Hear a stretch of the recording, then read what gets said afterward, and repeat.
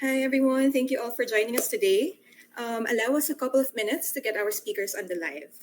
So, this audio event is participated in by our experts live from Dubai, as well as our panelists who are joining us virtually across the map. We appreciate your patience and understanding in case some technical or connectivity issues occur in the duration of this session. If time permits, we will open the floor for questions. So, please raise your hand so we can allow you to speak. Otherwise, kindly leave a note on our comments section and we will try our best to get back to you as soon as possible. Thank you. Okay, good morning, good afternoon, good evening, everybody. My name is Agnes Mampusti. I am GAIA's Global Digital Communications Officer based here in Manila, Philippines.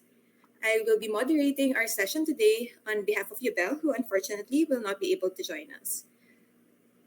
It's been exactly a week since COP28 started in Dubai. Throughout the 7 days, and I'm sure in the coming days to follow, civil society has kept pushing for a call to phase out fossil fuels and enact climate justice.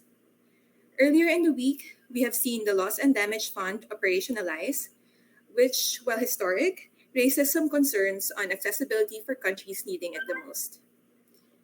Meanwhile, in the waste sector, we have seen some great news, including the first ever Waste and Resources Pavilion at the COP, the launch of Waste to Zero initiative, and the launch of LOW, or the Low Organic Waste Methane Partnership. Here to give us more details on these developments and waste in the COP agenda is our first speaker. Marielle Villela is GAIA's Global Climate Policy Director. Marielle, thank you for joining us. Hello, everyone. Thank you for inviting me. So our first question is why waste is a key piece of the climate puzzle, and what progress do you see on waste and methane in the COP agenda? Thank you so much, Agnes, and welcome, everyone. Thank you for having me here. Yes, this is such an important momentum for us. For those of us that have been attending and following the climate negotiations for so many years, and we've been promoting the waste sector, promoting the solutions in the waste sector to reduce greenhouse gas emissions and to support adaptation and resilience in communities, we've seen such a positive trend in the last years.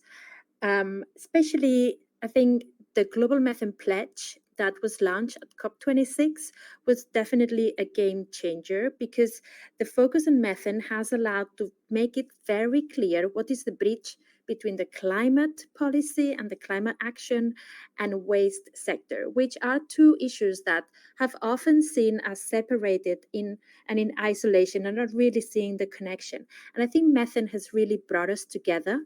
We've always been advocating for zero waste strategies to contribute to climate change, but now more than ever, the focus on organic waste and seeing how reducing organic waste can be a really important piece in climate mitigation, it's definitely been a game changer.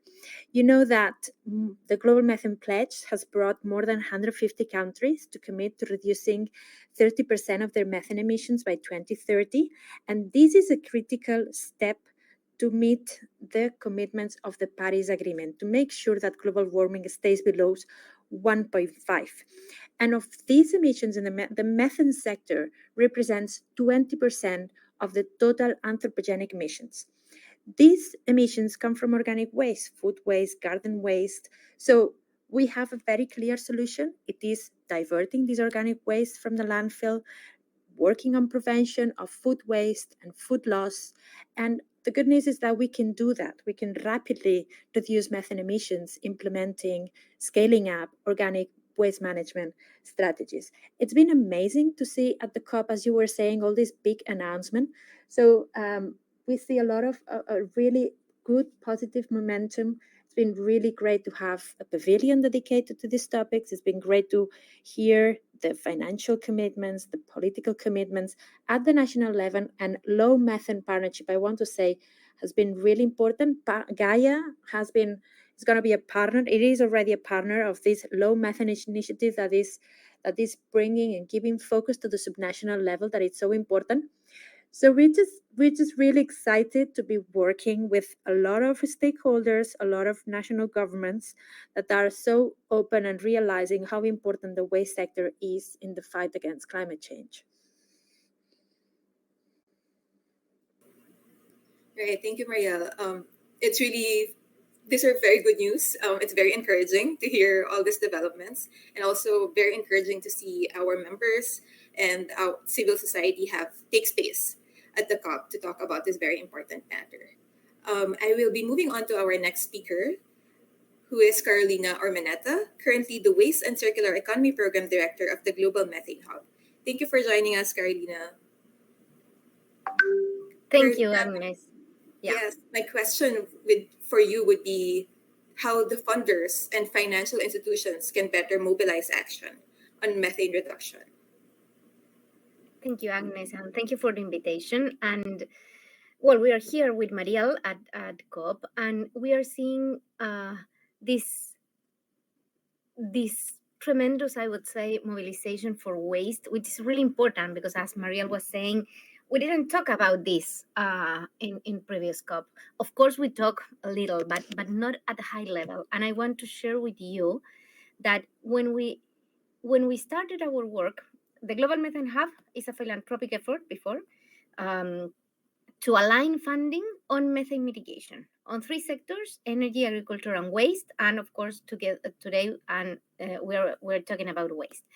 And when we started our work, of course, we talk a lot about subnational governments, about communities, about the approach that we need to have in the waste sector in order to avoid methane emissions. And we designed this low methane partnership together with a lot of organizations to work with this approach, like considering, of course, the food loss and waste hierarchy, communities, environmental justice, and also that we need solutions right now, right? Because methane has contributed to 40% of the global net recent warming, and the science has showed us that cutting methane is the most effective and fastest way in order to try to get or to avoid the 1.5 increase of temperature by the end of the century. So when we launched low, it was really important because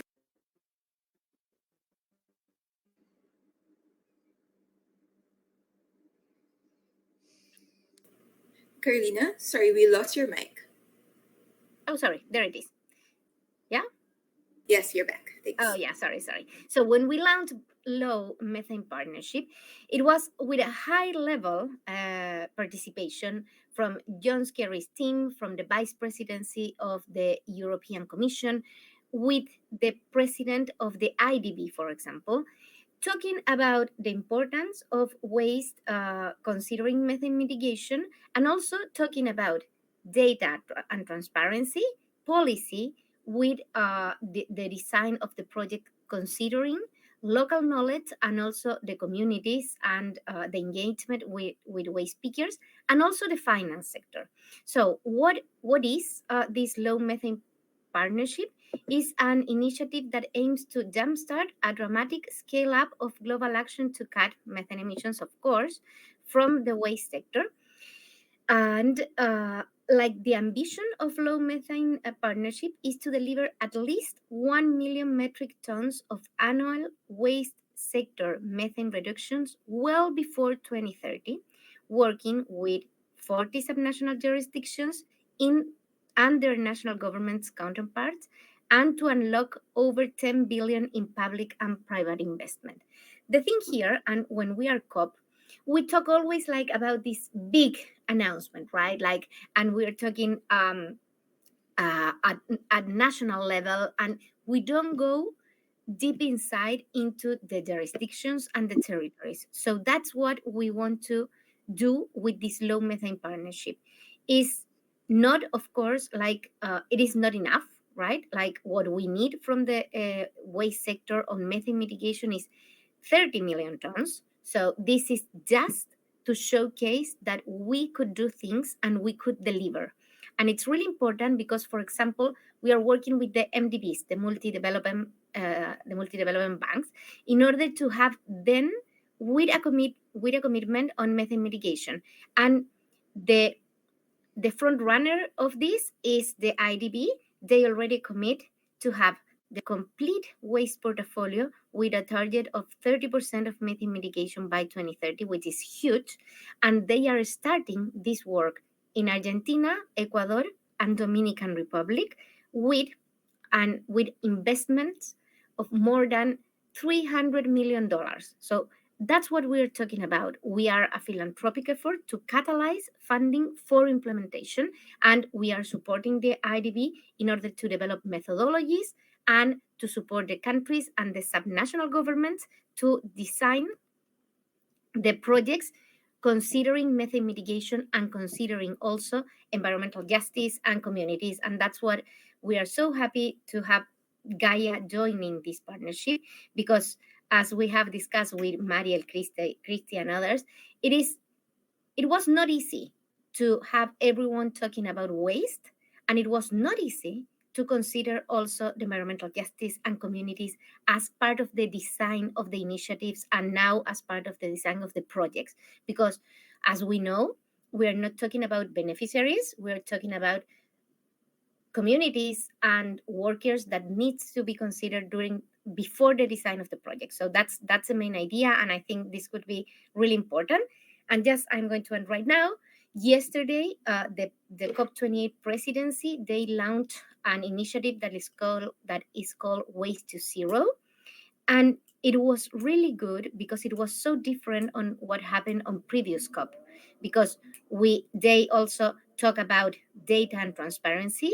We show during the event the waste map. I'm going to share with you the web link of that, which is open information about emissions from the waste sector, considering the inventories and also the satellite monitoring. So they are talking about transparency, and they also include the waste picker community and environmental justice issues. So I think we are seeing a really good change on the conversation and on the approach that we have in the climate change discussion with the waste sector. Thank you. Thank you, Carolina. I mean, this is really great news. Congratulations for all the work that you have been pouring on this, and along with the Global Methane Hub. And this big announcement is not enough. But we are looking forward to working with you and the Global Methane Hub and the jurisdictions to showcase the effectiveness of this methodology before 2030 and to prove that it is possible to reduce these emissions from the waste sector. I'm moving on now to our next speaker, who is formerly with the European Environmental Bureau, but is now with the African Circular Economy Network, who is Piotr Bartczak, who can talk to us more about methane reduction in the waste sector in the regions. Piotr? Yes, thank you, Agnes, and good morning, good afternoon, everyone. So indeed, great introduction to the topic from Mariel and Caroline. I just wanted to maybe focus on the two regions where I've been active the most. That is Europe, European Union, with the European Environmental Bureau, where I'm still a member and a council member, and the African Circular Economy Network Foundation. So yes, maybe starting with Europe. So it's been a long way when different stakeholders here, including NGOs such as the European Environmental Bureau or Zero Waste Europe, have been asking the politicians to address waste issues. It's been a really long time since the directives, the European legislation that is binding in European Union, really took place and started to bring fruit. It was really since maybe more than 10 years. Also, it overlapped with COP21 in Paris. Then, when Circular Economy Action Plan was introduced in Europe to really address the waste issues. And when speaking about methane, of course, as previously said, this is organic waste and bio waste that has been addressed. So, for example, we have binding measures in Europe, obligatory, mandatory. Every country has to, as of next year, introduce a separate collection of bio waste, municipal solid waste, bio waste. That is mandatory. By default, 100% of this waste has to be diverted from the residual stream, from the mixed stream. So this is already a great measure if implemented well. So here we still need, one thing is regulation, but second thing is implementation and making it happen on the ground. So this will help to divert it from landfills to anaerobic digestion and to composting, of course. And also different bio-waste measures such as black soldier fly that is actually very popular in Africa, where I'm also involved now.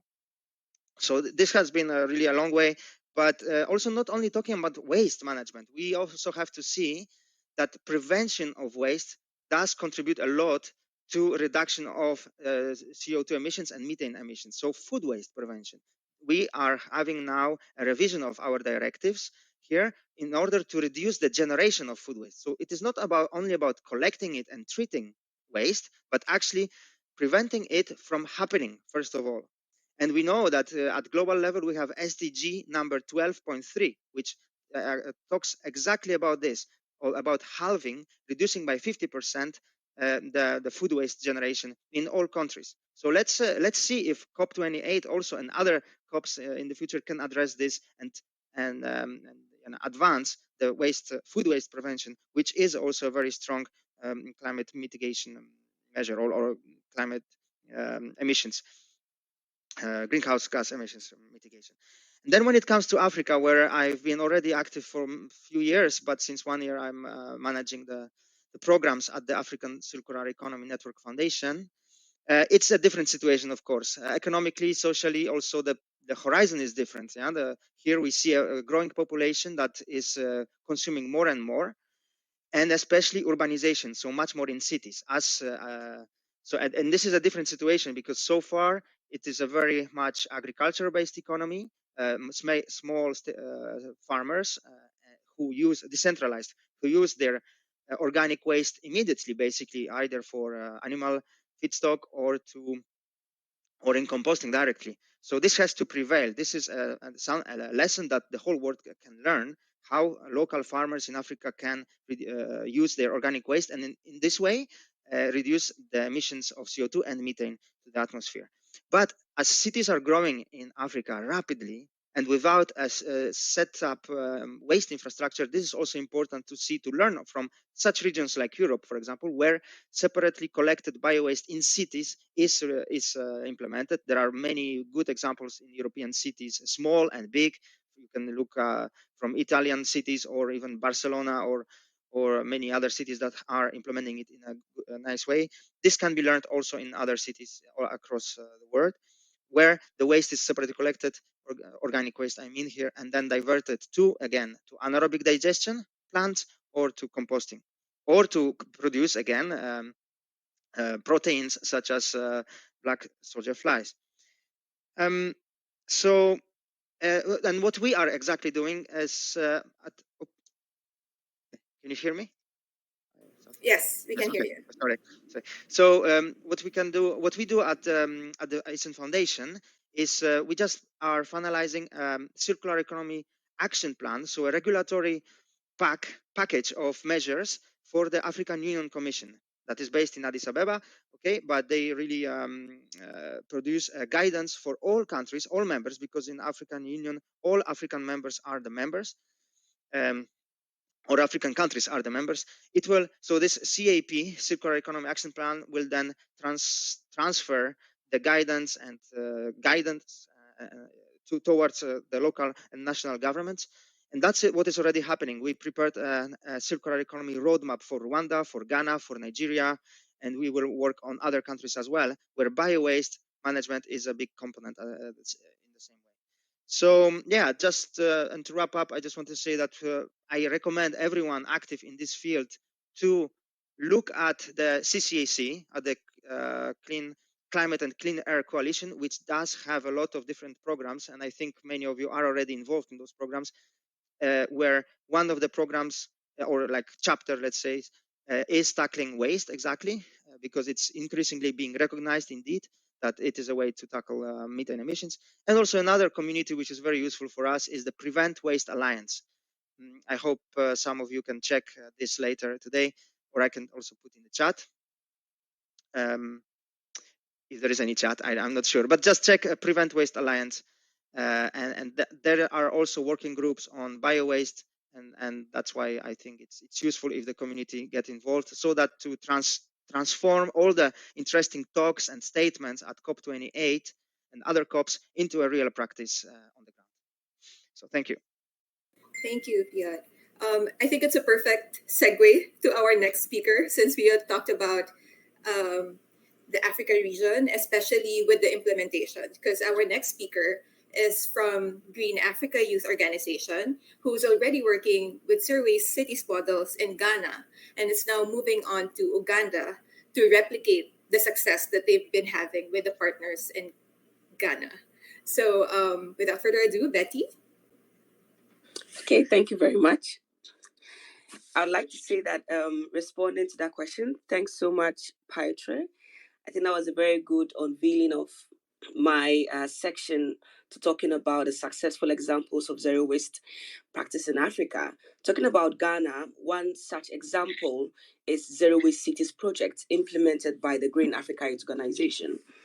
One thing that's special about this project is that it's not only product oriented, but it is socially inclusive driven.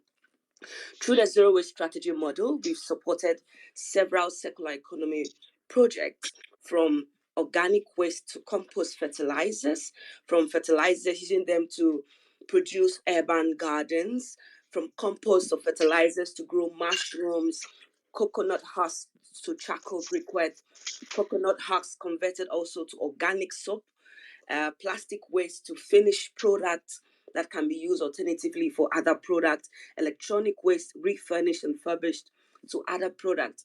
And if you also want to look at, and the products are many more, if you want to look at the social inclusiveness of the project, we are looking at how we are fostering environmental justice. And the outcome of the project, you get that at the end of the day, waste pickers are empowered.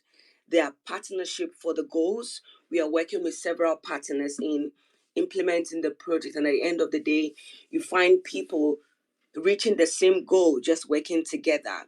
We've been able to recover several amounts of waste from the oceans, from the environment, from water bodies, etc. And then when it comes to revenue generation, it has been diversified, both from the communities or even to the assemblies that we work with, that we partner with. And when you're looking at the replication to other African countries, it's important to note that each country's waste management system is very unique. It have unique factors and challenges, and therefore tailored approach is crucial for successful implementation. The first thing what we did when transferring Ghana's model to Uganda's model was to start with the baseline information into the current waste management system and the categories. You observe that Ghana, which had its plastic section to be like 20% to 30% of its total waste category, Uganda had more. Uganda is a place for organic waste. Surprisingly, it had 40% constituent of its waste to be organic waste.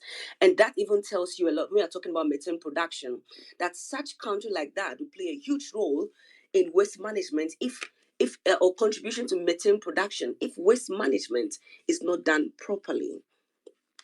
You also observe that when it comes to the constituents of plastics, in Ghana, you have the sachet plastic for drinking water. Most of you might know this, but in Uganda, nothing like that is available. You only have the plastic bottles and the other different types of plastics. You don't have the sachet for drinking water.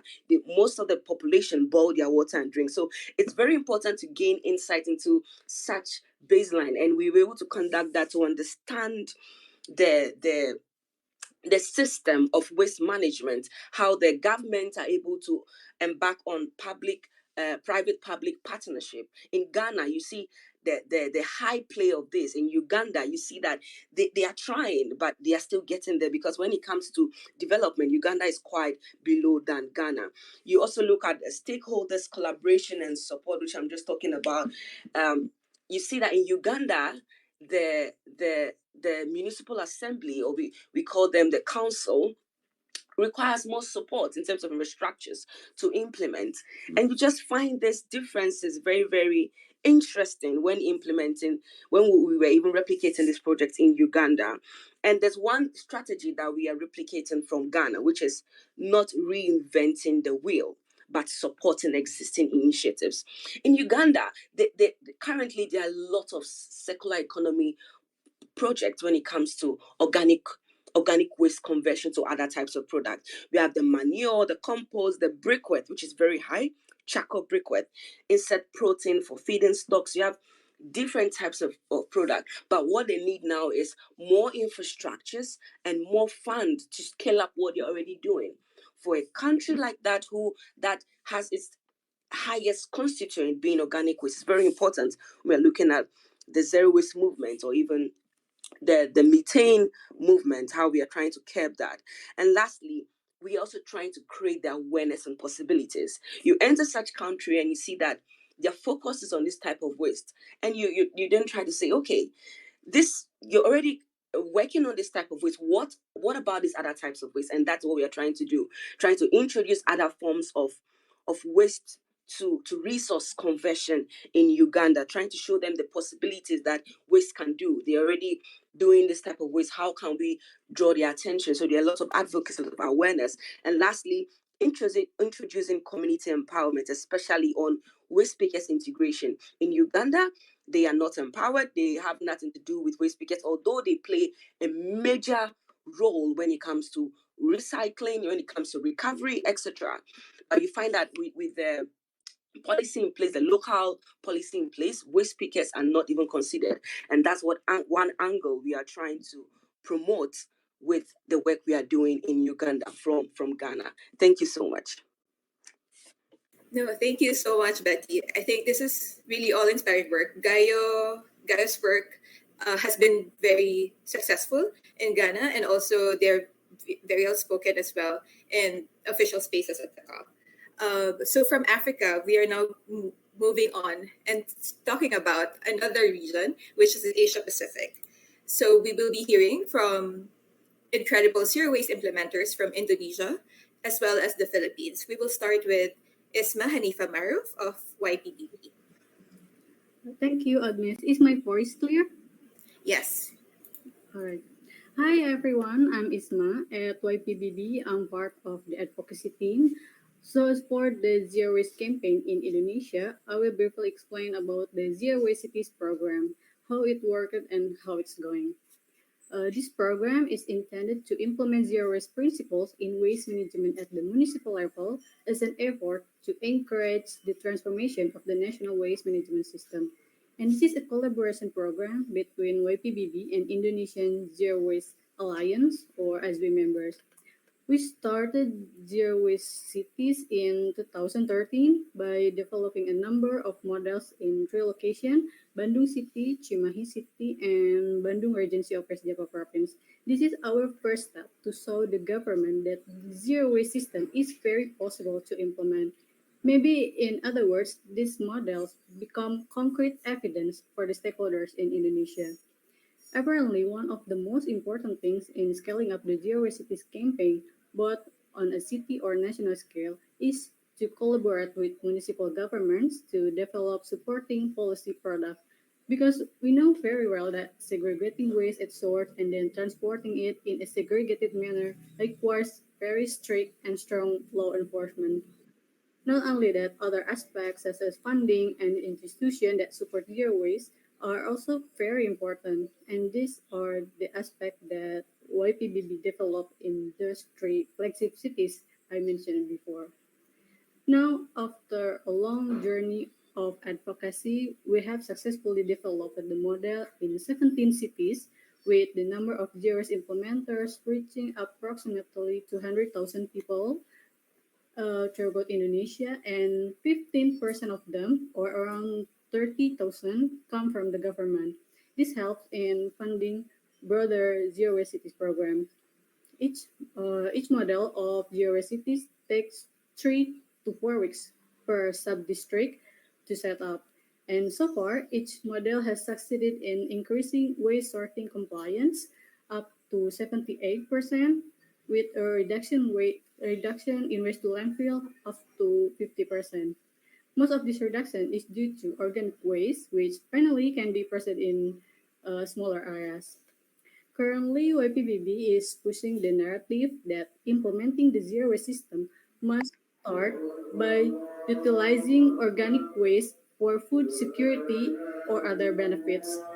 And because currently Bandung and several other cities in Indonesia are experiencing landfill fire disasters, YPBB has succeeded in pushing a policy of prohibiting organic waste from entering regional landfills in Metro Bandung, together with the Ministry of the Environment and the Waste Depot provincial government. Until now, we are actively assisting the government at various levels to implement accelerated sorting and utilization of organic waste. For example, this year, the sorting and processing of organic waste in Bandung City is being encouraged in all sub-districts. It's about 151 sub-districts in total, and it opens up quite a lot of job opportunities because its sub-districts requires 4 workers for composting using the BSF method. So yeah, we really hope there will be an expansion and improvement of GeoCities program soon.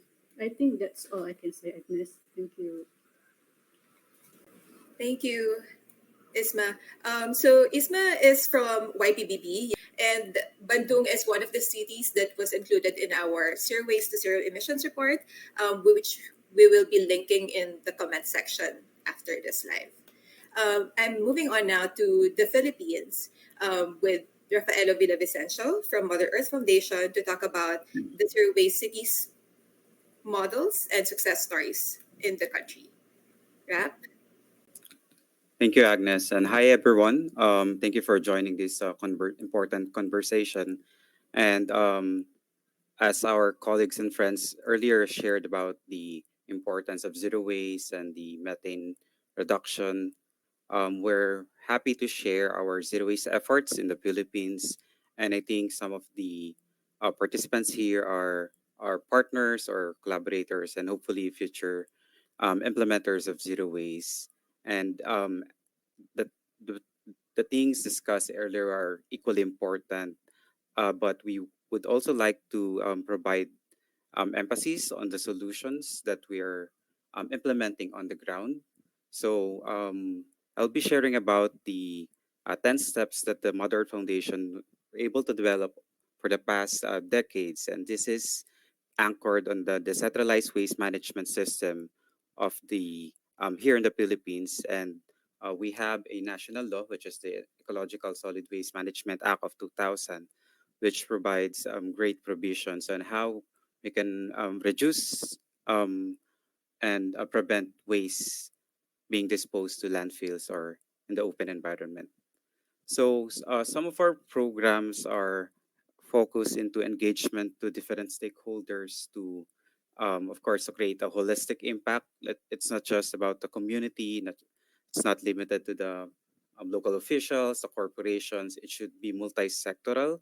And when we say multi-sectoral, these also includes the different grassroots organizations, different social enterprises, and other private sectors who are into this kind of activity or in this program.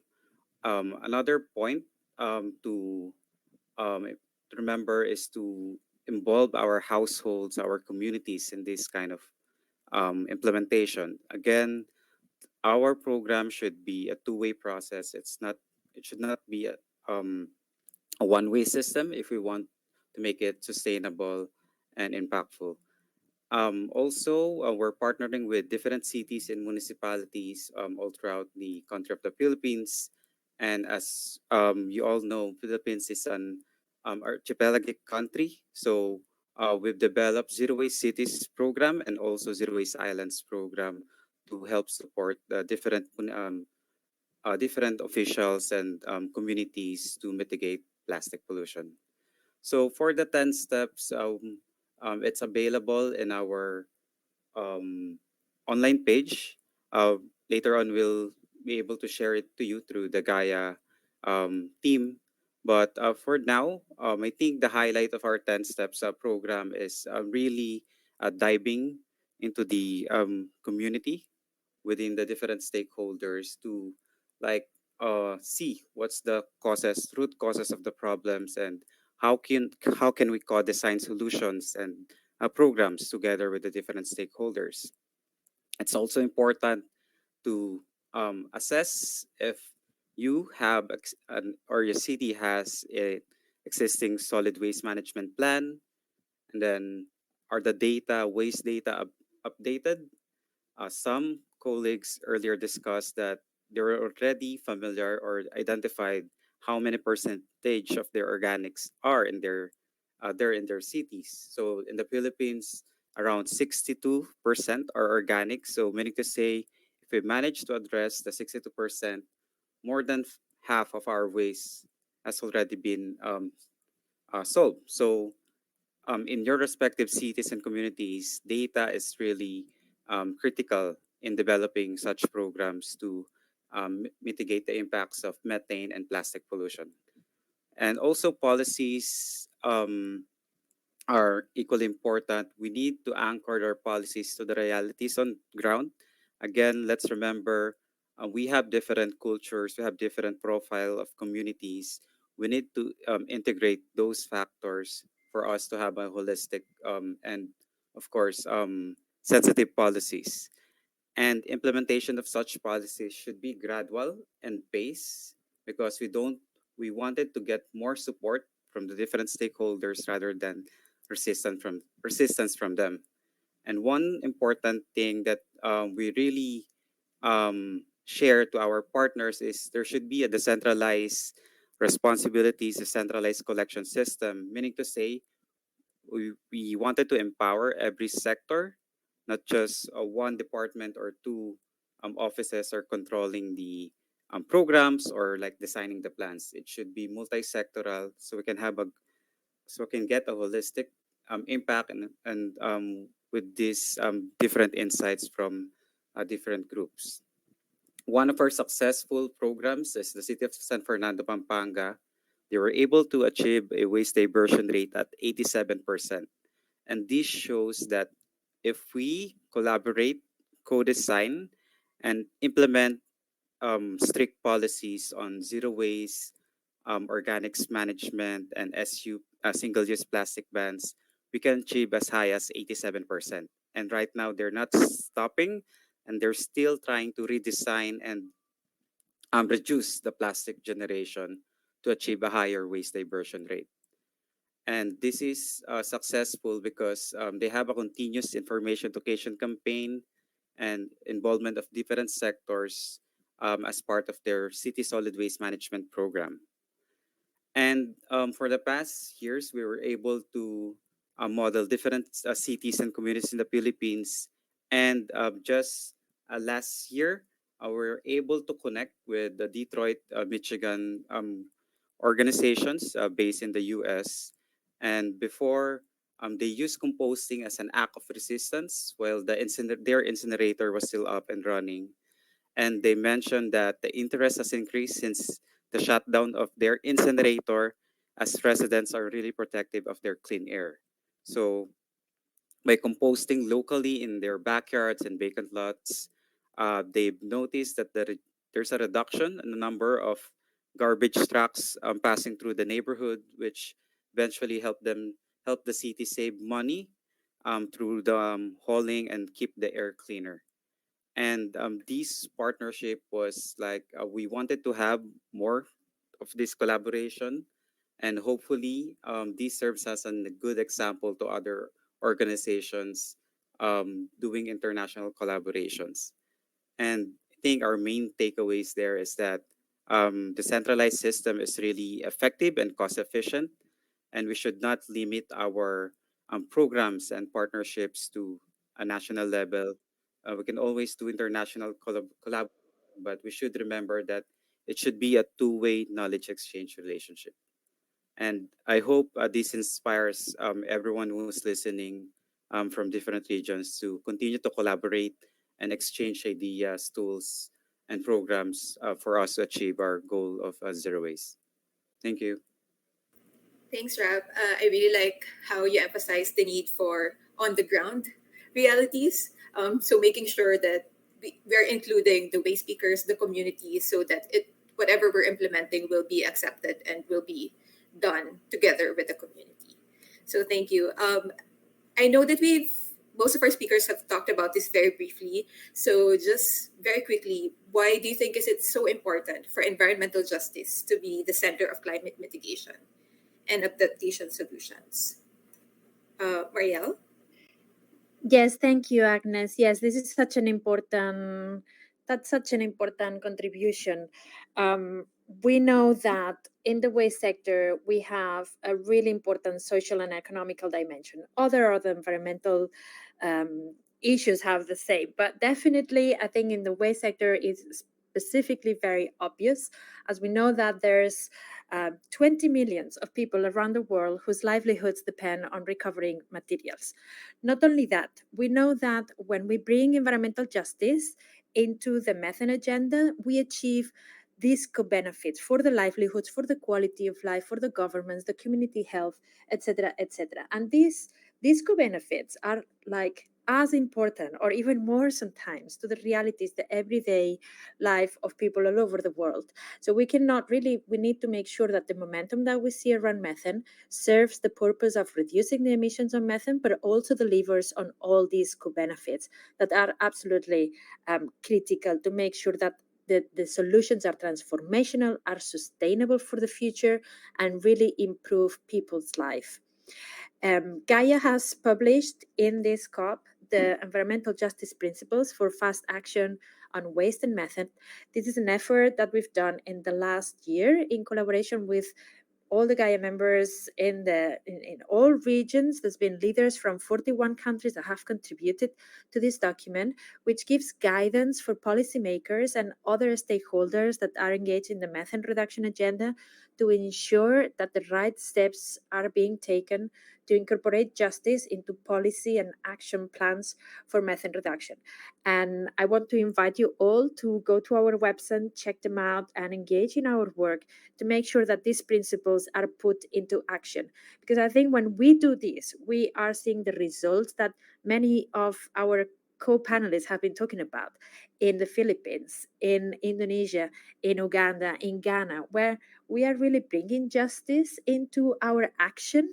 The benefits just go far beyond and have far more reach. So this is really critical, and yeah, we really look forward to working with the Low Methane Partnership and the development bank that are making commitment to make sure that this climate finance that is so needed for the methane agenda really delivers on environmental justice as well. Thank you, Marielle. Carolina, would you like to add anything to that? Yes, yeah, just to, because we don't have a chat where to share things, but I think what I could add is, like, if you go, and we will share with you also the fact sheet of this Low Methane Partnership, you will see that in the fact sheet it is established that low methane will work to boost equity and create healthier communities by supporting efforts that advance multiple benefits, including methane abatement, and by working in partnership with the informal sector. So this is what we are talking about. This is really important. And I also think that, yes, we're talking about a center on how to design projects, how to approach to this problem. But it's also important for us to consider that we are talking about sustainability, right? So we're talking about environmental benefits, social benefits, and also economic benefits. And that is, and we have had here really good discussion with different partners about how to talk to different stakeholders, because we need to talk about health benefit, we need to talk about community benefits, we need to talk about workers and informal sector, and we also need to consider economic benefits, right? So that is my invitation to be available and to be open to hear the different approach and to try to work together in order to have the implementation of the projects, because that's what we need right now, and that's the urgency during this decade. Thank you. Thank you, Carolina. And as my last question to our other speakers, how can our listeners who are not at the COP, obviously, participate and contribute to amplifying these messages around zero waste, methane reduction, and climate? Can we start with Betty, please? Okay, thank you. I just want to say this briefly. I think the speakers, all of us, we should educate ourselves more to know what really works and what does not work. And when we know that, we should be able to share those success stories. We should be able to patronize zero waste products. Because I recall when we started zero waste in Ghana, in one of the rural community, we were producing the organic compost. And one issue we faced was people were like, "You just produce these fertilizers at our backyard. Why should we trust you that it's going to work on our crops?" And so we had to do a lot of things for them to get and start patronizing the organic compost. And lastly, we should engage in the advocacy for what we are talking about when it comes to methane reduction and even climate as a whole, because waste equals to climate. It has a huge contributing factor that we've not started really drawing our attention to. Thank you. Thank you, Betty. Isma? Okay, thank you, Agnes. So it's listeners, right? I just want to tell you that all parties, both public and private, need to encourage the government to support zero waste, not only to extend the life of landfills, but also to optimize waste into useful product, thereby reducing the extraction of virgin materials, starting from sorting and processing our own organic waste. Meanwhile, I think experts and NGOs need to campaign that this is a step to reduce carbon emissions significantly, because we all know that mixed landfill will produce methane gas. And trust me, composting is a game changer. Thank you, Agnes. Thank you, Isma. And yes, composting is a game changer. We should put it somewhere. Rap?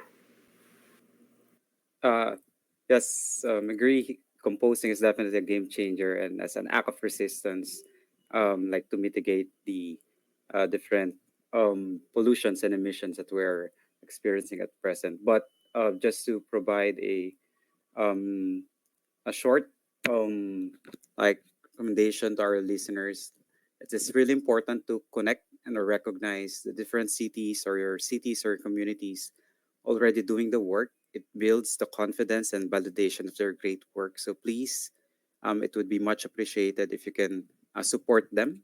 And speaking of support, we can do our share by complying the a law around zero waste management, practicing and collaborating, even volunteering with these organizations.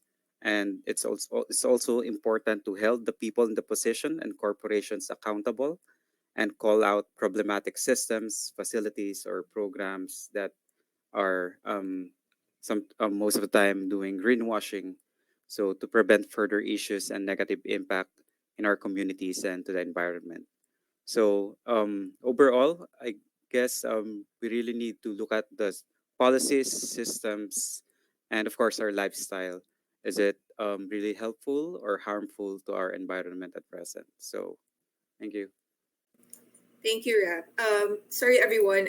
I know there were some people who raised their hands to ask some questions, but unfortunately, we don't have enough time to go through them. Please drop your questions in our comment section after this live. We will get back to you as soon as we can. Um, and then I would like to thank our speakers today, Marielle, Carolina, Piot, Betty, Isma, and Rap, for sharing their time with us. And big thanks also to everybody who joined our live audio event. So to find out more about the EJ principles, visit no-burn.org/cup-waste-n-climate. We put it on the comment section for you to check out. And our colleagues will also post links to the projects, incredible work that they're doing, and resources that they have in the comment sections for you to check out. Thank you again, everyone, and have a good day. Thank you. Bye. Thank you, everyone. Bye.